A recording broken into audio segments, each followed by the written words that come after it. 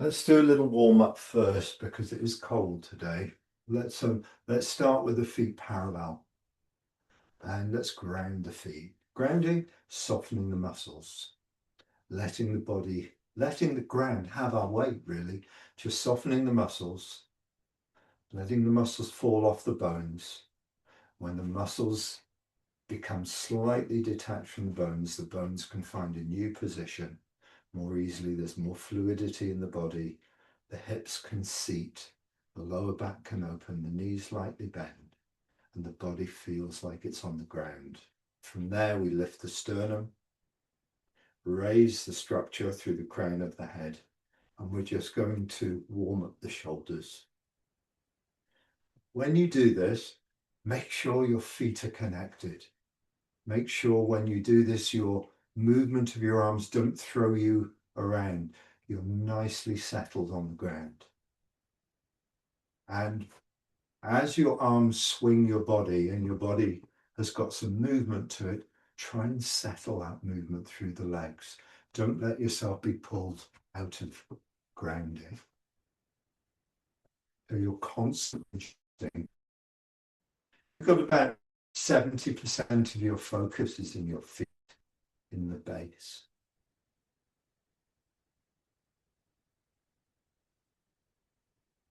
And then we'll do this one, but with this one, make sure you're stretched upwards first before you lean. The hands coming palm down right over the top of the head. And make sure you're stretched upwards before you lean. What we don't want to do is have the body falling and compressing any of the joints in the spine. We want the joints open and then lean. So it's like we're stretching ourselves this way rather than compressing and falling into a new position. Stretched and then lean. Stretched and then lean. Stretched and then lean. Just a few times to warm up and loosen up. I don't often do the loosening up exercises, mainly because in an hour there isn't really the time. But very good idea to do the loosening exercises, the loosening up exercises. And this one in the Zoom for a long, long time. With this one, main focus, make sure the base is stable. Make sure you're not doing your Elvis Presley impersonation.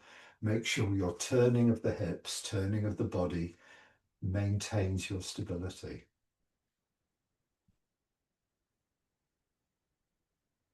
People do this exercise and they focus on the hands staying upright and the movement in the arm. It's completely the opposite. We want to focus on the base. We don't want the knees going sideways. We don't want the feet rolling on the ground. We want the turning into the hip joints. So feel the mechanism of the body and the turning of the body, and let the arm be picked up by the turning of the body. There's almost a passive quality to the arm. It's simply connected. And the movement of the hips, either forwards, moving the shoulder forwards, draws the arm with it. And the other side.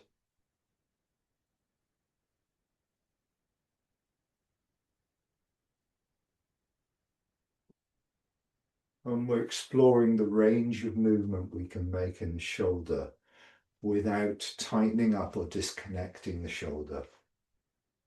So for everybody, this movement will be different, and it's probably likely to be different on each side. And just exploring the range of movement we can make. And in so doing, warming up. We'll do the first loosening exercise.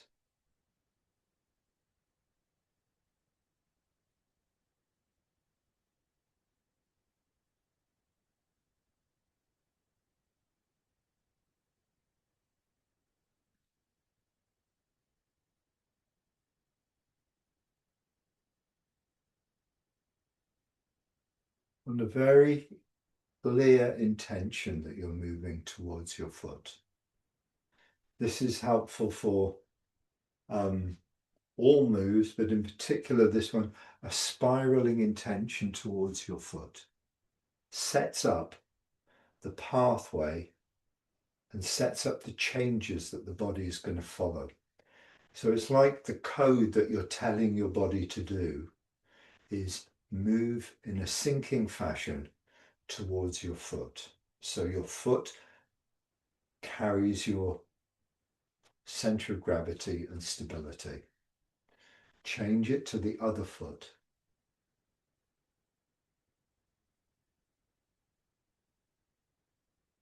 And then what we're looking for is, can the body clearly follow that signal or that message?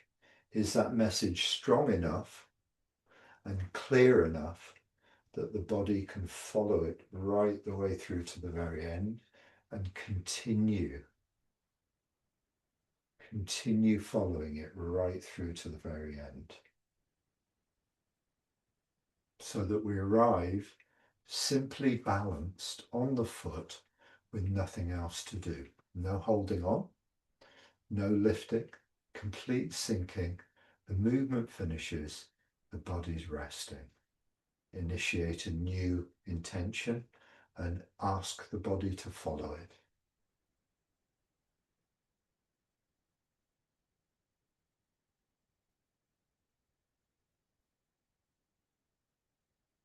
People say, where does the movement start? It starts with the intention or the mind. The Taiji classics say first with the yi, the yi or the yi, spelt yi, pronounced yi. The mind intention leads the chi, leads the movement. The mind intention is the initiator. Without the thought to do anything, nothing will take place. The mind intention is the first thing. The body follows. And what we try and do is follow in a Tai Chi way, and not just move across, not just turn and move across, but soften. Feel the flow of melting through the body, which you could say is the Chi permeating through the body in a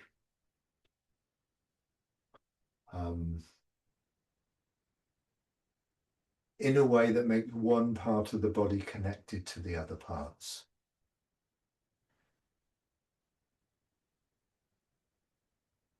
Then you kind of have a river of change flowing through the body. The leg melts, the lower back melts, the middle back, the shoulders melt. One part following, synchronized to the next part. This is the flow or the river that flows through the body. And it's following the intention downwards towards the foot.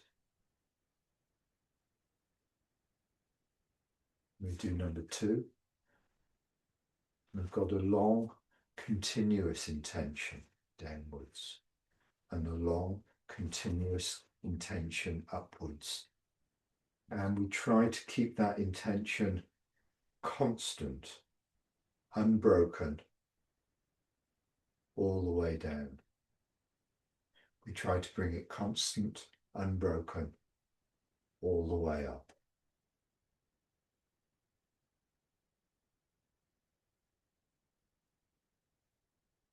When the intention is constant, we try to make the body flow or the release of the muscles equally constant, so it matches our intention.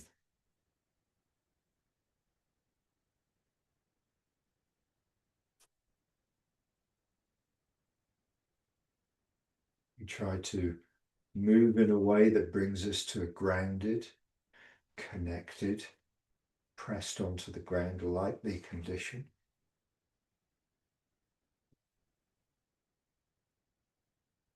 Where the muscles are flowing. It feels like melting inside the body.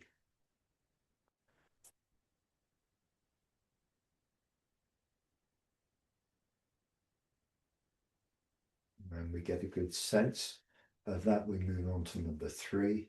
We just start with making sure the hips are turning smoothly and the arms are being picked up by the movement of the hips. So the movement of the arm is simply up, like the beginning of the form. We want to time it so that it blends in with the turning of the hip. The hip comes forward, or this hip pulls backwards. And we want to feel how the influence the turning of the hips has on the movement of the arms.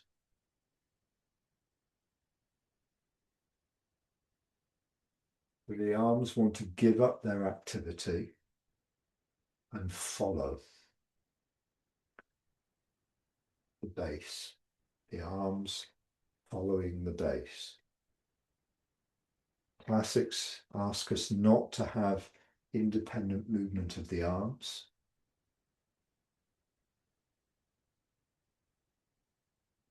So we try to bring that idea into our movement. And once we get the flow of this movement and the hips and the upper body and the lower body working together, then we just up the level a little bit and look for the connection to the ground. So that turning isn't just simply turning back and forth. This is more of a beginner's movement. Bringing in the arms is a little bit more advanced.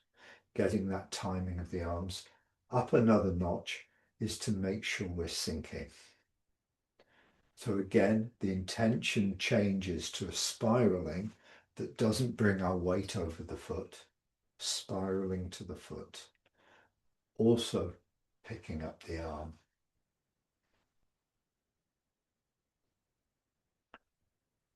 Spiraling to the foot, spiraling to the foot.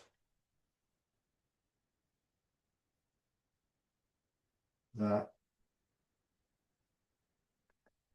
constant movement towards the foot to draw the changes along that intended pathway, to draw the changes of the body along that pathway. So we don't stop the turning, we don't stop the releasing.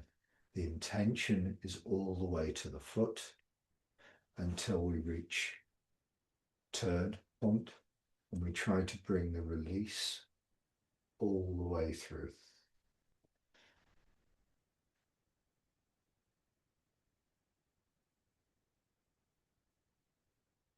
And number 4,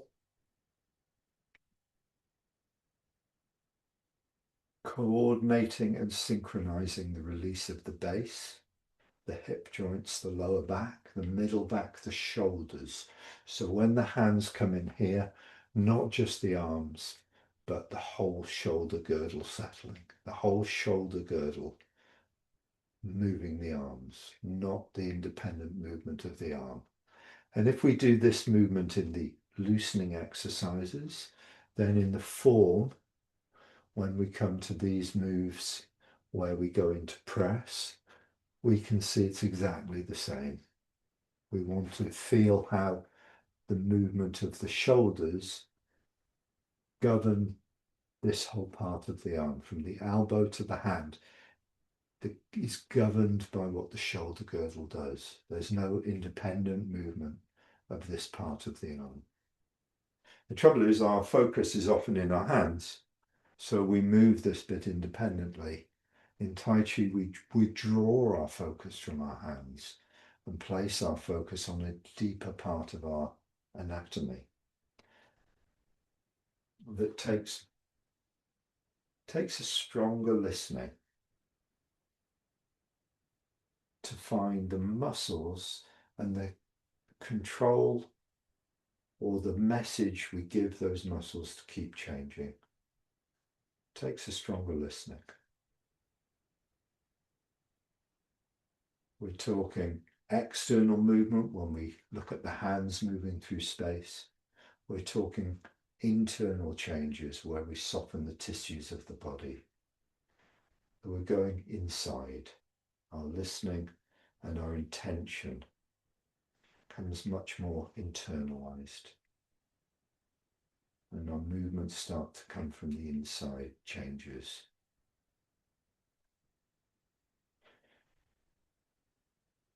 When we lean forwards here, fold the hips and the knees together. Keep the weight balanced in the center of the feet. Go down as far as you can, still changing, keeping the connection in the feet. When you get as far as you can comfortably, tilt the body upwards. But make sure when you go downwards, you're not just folding and moving forwards. You're really listening to how the body folds in the knees and the hips simultaneously, and how that manages to balance the weight in the center of the feet until you can change no longer, and then tip the body up. Let it hang. And come up. Sinking as we uncurl the back.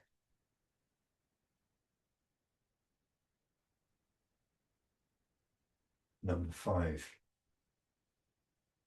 Turning the back toes in, opening up the front foot. This is a narrower stance than our bow stance. Same thing applies. Here, the center of the body is easier to keep in line because it's narrow. So if we do this with a bow stance, if we do number 5 exercise with a wider stance, and what we're aiming to do is to keep the center line not moving over the back foot. So you can see my shoulder move when I move towards the back foot. And what I want to do is stay in the center as I sit back. So to do this, the knee has to stay in the same place. If the knee moves backwards like this, if the knee moves forward and backwards, which is what beginners do, my weight moves with my knee. My thigh is locked to my hips. When my hips move backwards, it pulls on my knee, the knee moves backwards. What I want to do is fold the leg. So the back knee stays in place and the folding takes place here in the hip. So I don't bring the knee with me by pushing the bum backwards. I fold. This keeps the center line in place when I sit back. And I do it so that I can straighten the front leg. Now the front leg is straight but not locked. It's still loose, but it's not locked. Then as soon as I come forwards, I'm equally grounding into both legs. So when I arrive in the center, like an upside down letter Y, all I have to do is open the back knee to issue. The quality of sitting back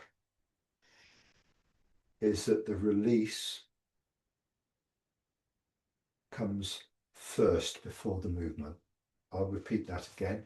The releasing leads the movement. If you just move and you don't release, you will hold on and your weight won't be balanced. You need to manage your weight right from the first drop. So the first drop of release supports you. And as you sit back, your weight is supported by the back leg the whole time. There's no time where you're just moving and then supported. All your movement backwards, your weight is steadily being supported the whole time you move backwards. This is the only way you can keep your weight here and not here. When your balance is over your foot,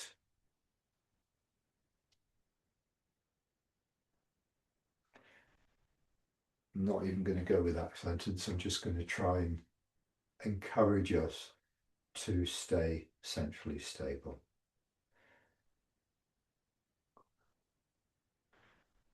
At first, this is hard work on the thigh muscles. It's hard work. Over time, when you can induce the letting go, it's not hard work.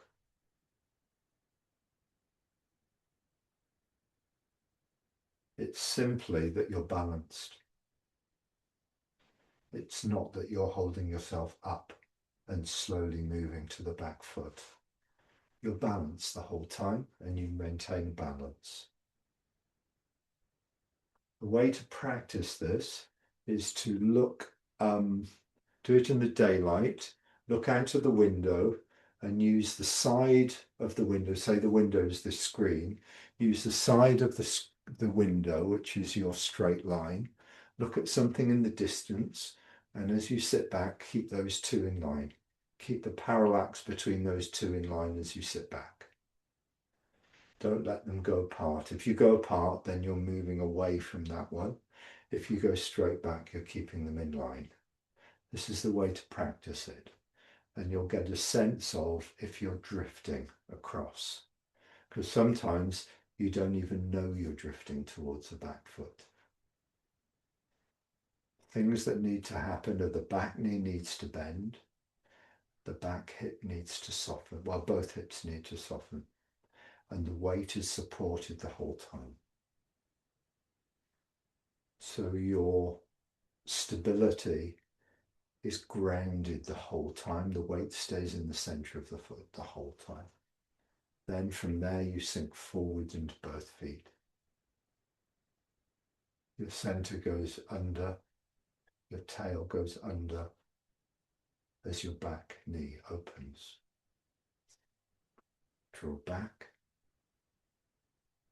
load up both legs, let your center of gravity drop into both legs, let your center roll under and open your back knee.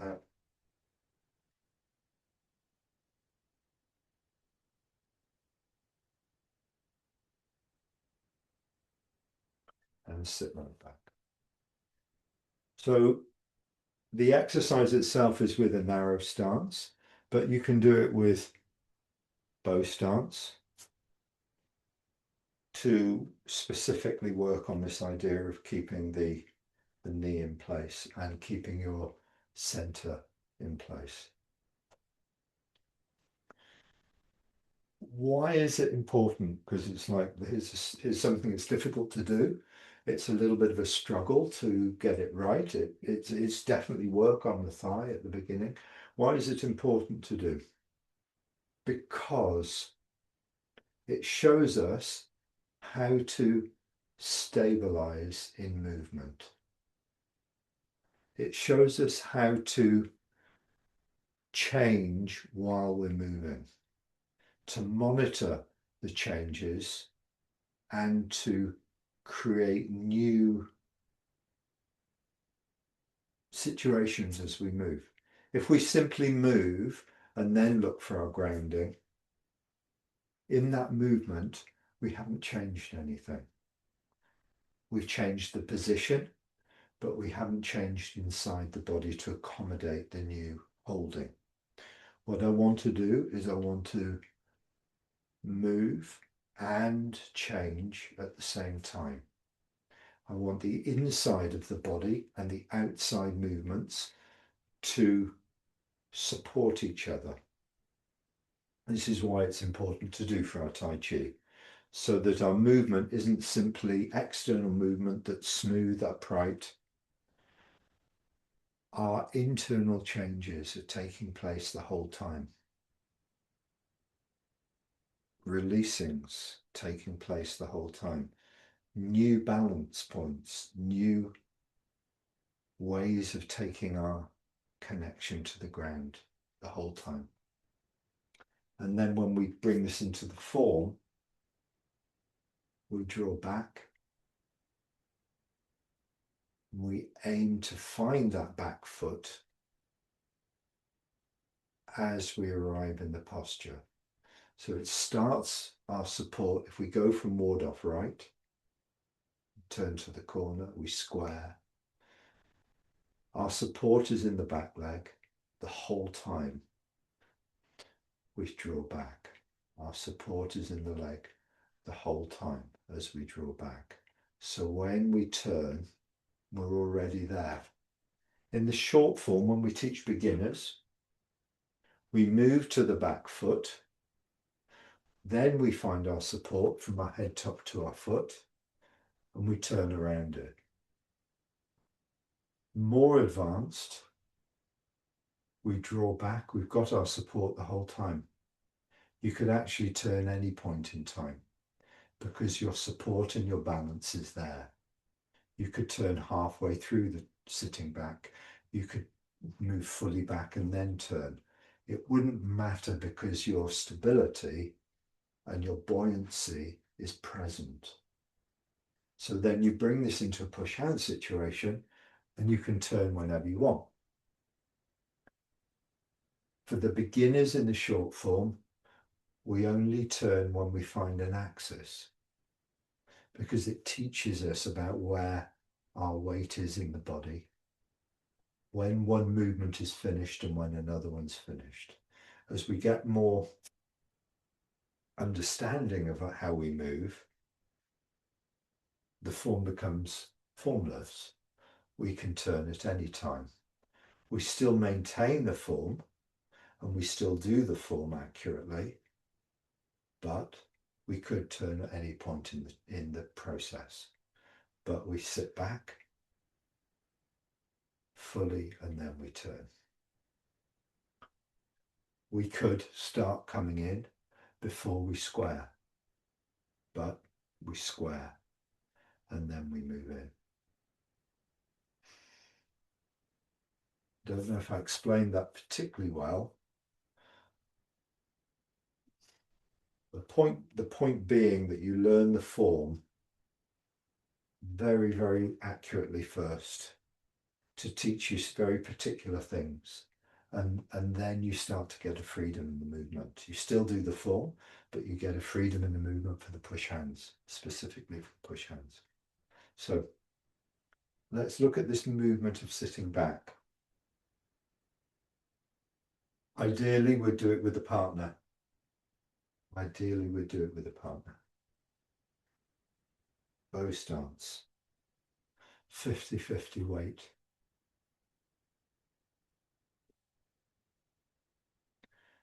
If there's too much weight on the back leg, it's quite difficult to initiate a release. So bring some movement forward to the front leg. A little bit more weight forward, just like you would do this move in the form. Soften the back leg before the weight enters it. Start changing the back leg. What does that really mean? It means open the lower back. Let the muscles of the leg fall off the bone so that the lower back has got somewhere to go. Think of the leg like a tank of water. When the water table drops, which is the muscles melting away, the lower back can flow. That's the process you want to take place.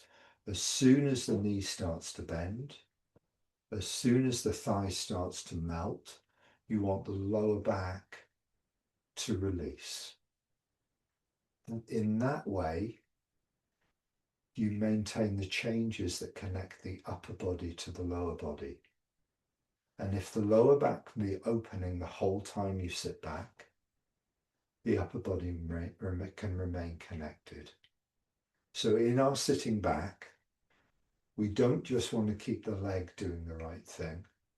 We want the lower back to follow. And the lower back is going to tuck under. The hips are going to roll this way ever so slightly the whole time you're drawing back, the whole time. Beginners, when they tuck under, they lean back because there's not enough freedom between the lower back and the middle back. So when they move their lower back, their upper back follows. But intermediate, we can rotate the hips, we can separate the joints, We can separate the muscles so that when we soften the lower back, it doesn't pull on the rest of the body. So we soften the lower back.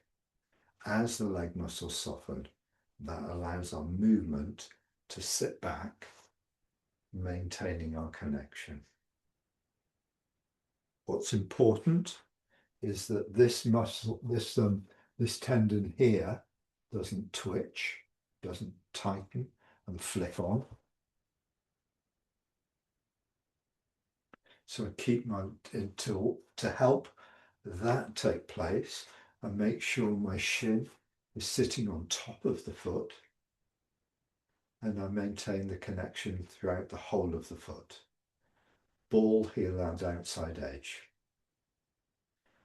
And that pressure in the foot, the movement in the foot stays quite still as I sit back. Stays quite still. Doesn't move to the heel, doesn't move to the ball, doesn't move to the outside edge. It stays quite still in the foot as I sit back. And one of the things is when the movement stays still, it's almost like we don't feel it so much anymore. So we can pay more attention to the knee and the hips. And then when we come forwards, we sink into the front leg. Really important to let go of the hip joints and sit down into both legs. What most people do when they come forward is they don't release the front hip, and their front leg is almost pushing, keeping them back. We want both legs, the water in both pipes, to disappear as we come forwards, so that in the center I'm nicely connected. And then that loading can unload by the back leg, back knee just opening out slightly. And I start the process again with the mind, the leg muscles falling off the bone, the lower back following, the weight connecting, and sitting back. Careful the foot doesn't flick on. If you move your weight to a position that isn't useful for you, your muscles will tighten. If you stop changing your muscles, they may tighten. Keep them loose the whole time. Keep your intention sinking through that pathway the whole time.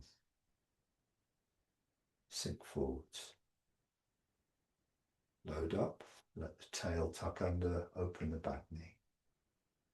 One more time. Strong, strong, strong downward melting process. Pathway downwards. Make sure the body follows it by changing. Strong to both feet. Make sure the body follows it by changing into the center. Tail underneath, back knee opens up. And sit back. So if you can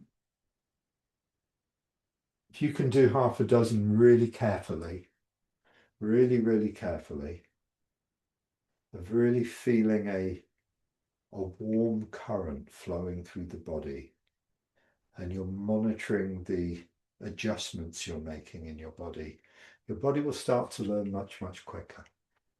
If you simply move and try and do something, it's very different from inviting yourself into a place where you're in a zone with it, where you're sending a deep wave of intention into the body, and you're trying to stay with listening at the same time as doing.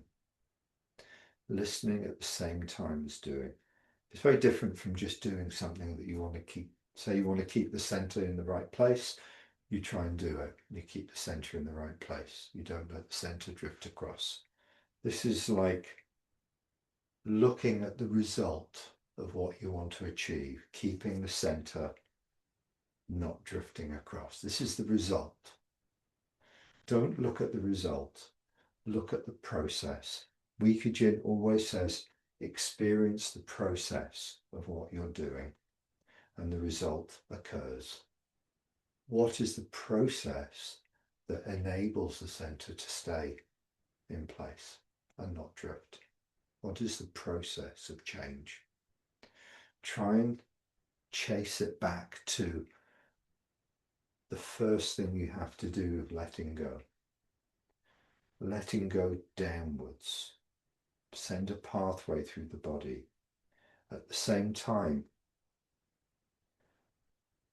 feel how the body changes as a result of that letting go. Monitor what you're doing. Monitor your changes. The result then can appear. That's my take on the best way to train. Best way to train is to take an idea that you want to look at, do it really intently for a short period of time, 5 minutes, 10 minutes, then leave it. This will deeply transform how you notice your movements. So when you come to do it again, that's how I did it last time. And that process unfolds over time with your practice. It's not just a matter of doing the move according to your end goal. The end goal is the result of a process. That's the best way I can put it. We want to find the process of how we move. So before we move on to some form work, any thoughts or questions in any of that? Is any of that useful, or give you more insight, I hope, to your movement? Yeah, definitely useful, Luke. I was really looking at just that single movement, but to look at think about exactly what you're doing and the letting go first, I think is going to be, a better focus. Yeah. Yeah, great, good. It's always letting go, it's always, because the freedom of movement, the ability to change and the ability to stay fluid and moving always comes from letting go. And letting go is like you're kind of like what's Taiji about? Relax, relax, relax, which is the letting go.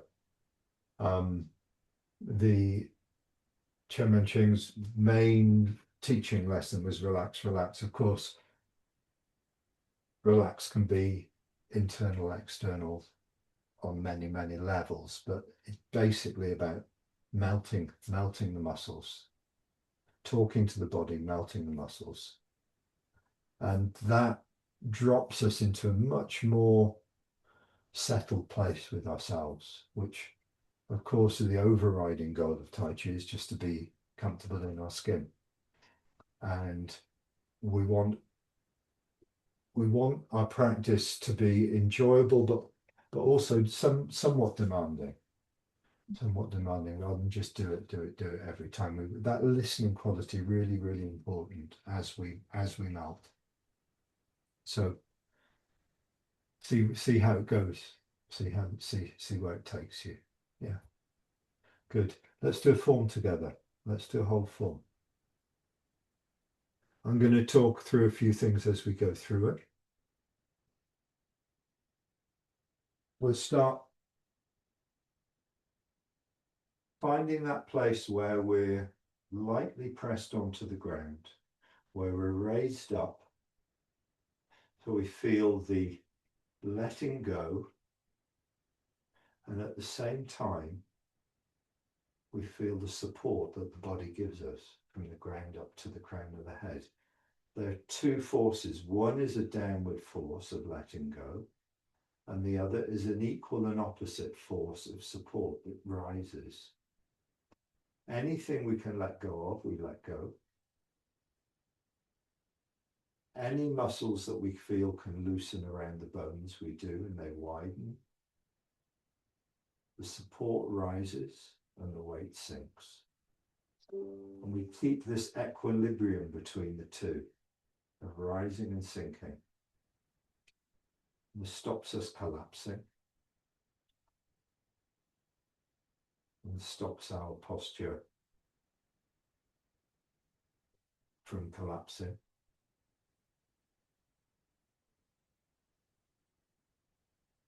Wait until we feel really loose, like a piece of corn in a field, in the wind, not holding on.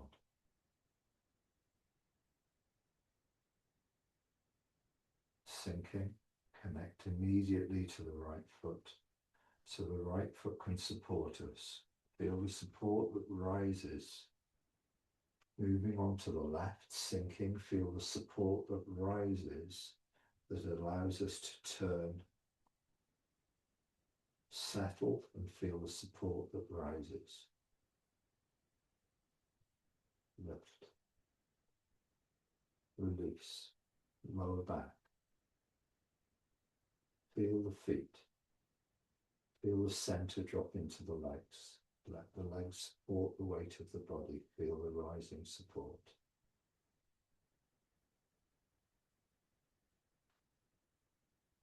Sink into the center. Make sure both feet are pressed onto the ground. Open the back leg. Release the upper body. Let the hands drift out. Turn.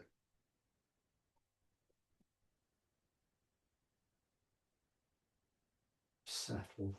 Connect onto the ground. Open the back knee to issue. Release. Turn.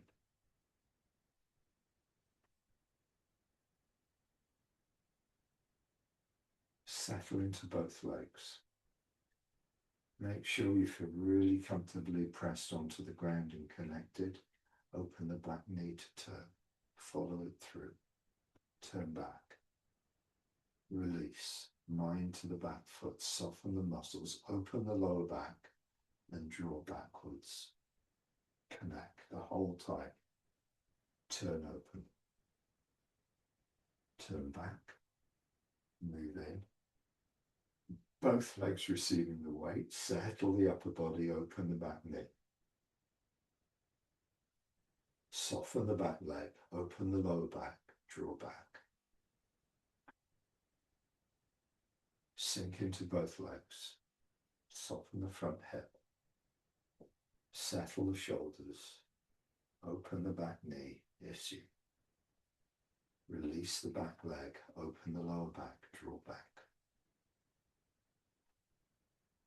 Turn.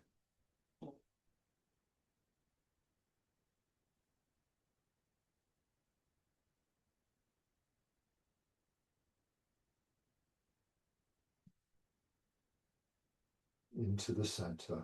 Pressed onto the ground. Open the back knee. Relax the shoulders out to the hands. Scoop as you turn.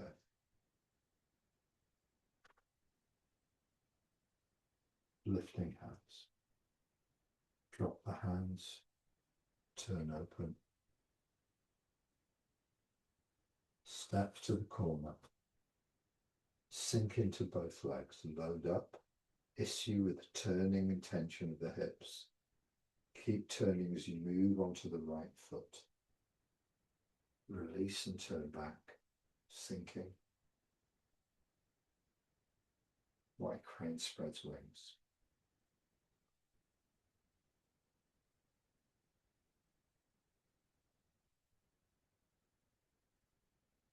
Moving in diagonally. As you issue, you square.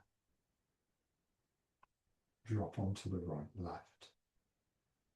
Small step behind. Play guitar. Moving diagonally. Square as you issue. Open the back knee and square. Sit back. Find the left foot. Step forward, deflect downwards, intercept. Into both legs. Lower back opens, back knee opens, shoulders drop. Force can come through to the punch. Draw back, Move in. Before you issue, settle into the ground. Open the lower back, relax the shoulders, open the knee through to the fingertips. Really make sure the body is fully connected. There's no unnecessary holding. The releasing has flowed through the whole body to the ground and can come back up from the floor with the support through to the fingertips. Draw back, soften the lower back. Look for the back knee, the back hips, connected, turn.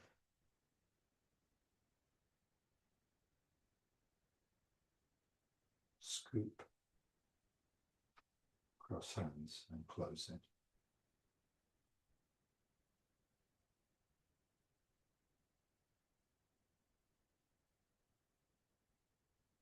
Balanced, upright, supported from underneath, released onto the ground.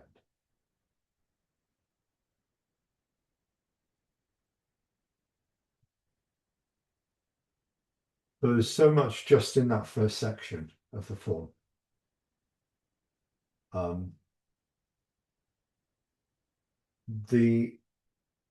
Some of the moves get more and more complicated as we go through. That section's got really all you need to work on in Tai Chi, that particular section of the form. It's got all the releasing, it's got the whole mind processes as well. When it starts getting into the kicking section and the more complicated movements, what can you say? If you want to work really deeply, I would say work with that first section of the form 3 or 4 times rather than the whole form. Partly because you know it so well that you don't have to activate what do I do next. You don't have to think about anything of the moves. You just kind of know the moves so well that you can do them and you can stay with that listening quality as you go through. So any of those moves in that section that you want to look at?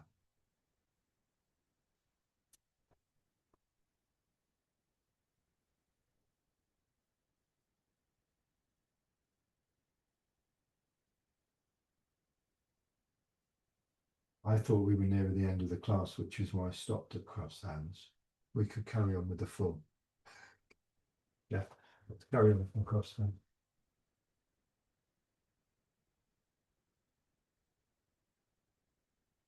Feel the support that rises to the crown of the head.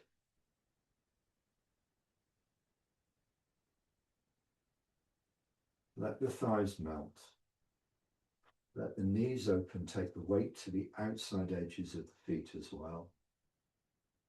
This gives room for the lower back to soften. When the weight is in the center of the foot, this can hold the hips. When the weight goes, when the knees open, the bridge of the thighs are wider and they allow the lower back more room to open. Continuing that release into the right leg the whole time you're turning, just like loosening exercise. Stay on the right leg. Release to the left. Feel the support on the left so you don't have to tighten or hold on.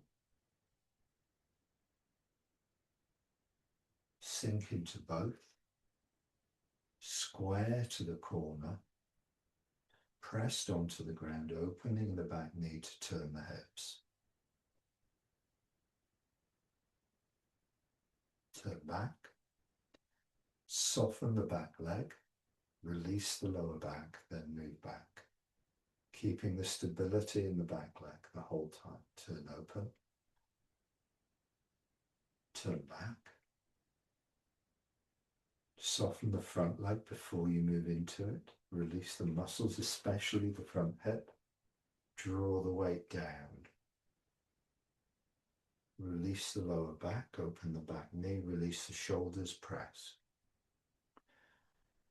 Soften the back leg, soften the lower back, then move back.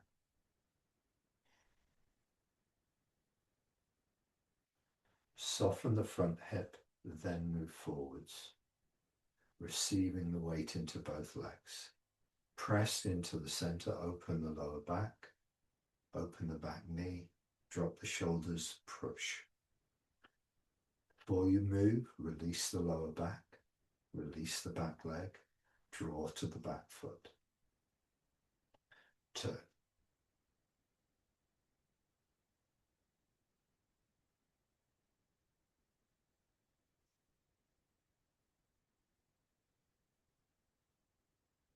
Past 10.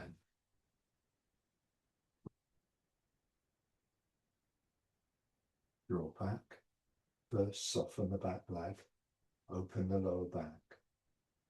Let that flowing down to the back foot be the beginning of the move that changes the hands. Turn. Turn back. Step left. Step right. Sink onto the right foot. Turning. Turn and jab. Now the moves start to get complicated from here.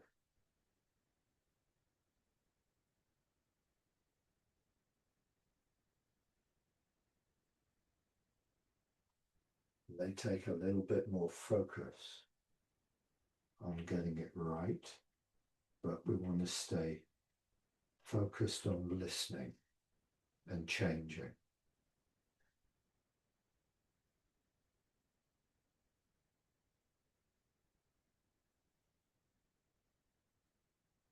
Turn open, release to turn back.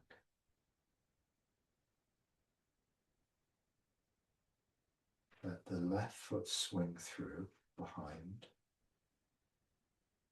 Transfer the weight slowly so that it only arrives in the back foot fully when you're in position. But don't land on the back foot. Slowly, slowly, slowly increase the landing until you arrive fully in position, connected. Then turn open. Turn back. Swing the ball of the right through. Slowly transfer the weight to the right foot. Slowly, slowly let the whole body connect, and it finishes its connection as you arrive in position. Turn open. This is a different type of movement because we're lowering the back foot onto the ground while there's weight in. So my weight is halfway to the back foot, but my heel isn't down yet. I'm 3/4 to the back foot, but my heel isn't down. I'm arriving on the back foot, my heel's down, pressed onto the ground, and that's when I get the support all the way through to the crown of the head. Turn open. Turn back. Find turning that allows you freedom to turn to the corner. Step behind.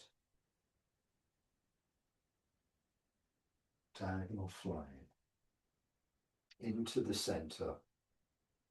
Then expand. Then fold the front hip. Settle onto the front foot. Change hands and step. Then turn.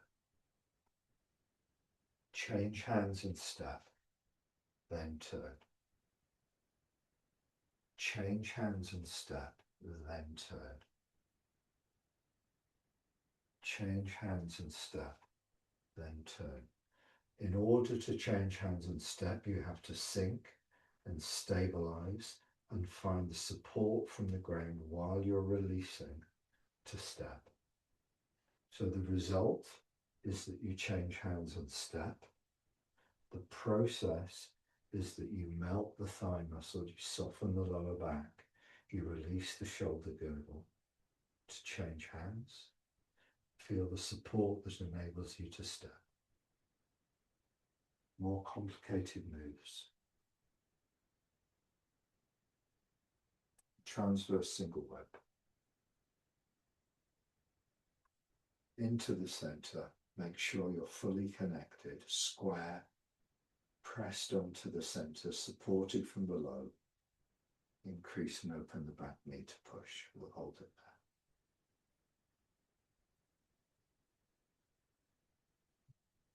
So take it slow. Take the form as deep as you can when you feel you can. Yeah. Other times enjoy the form and do it lightly.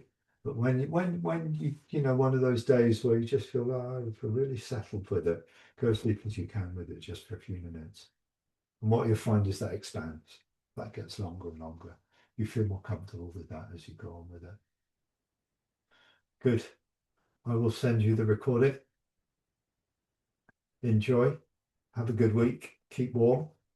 And yeah, Thank you. we'll see you next week. Thanks very much, Luke. Okay, Okay, bye. cheers then. Bye.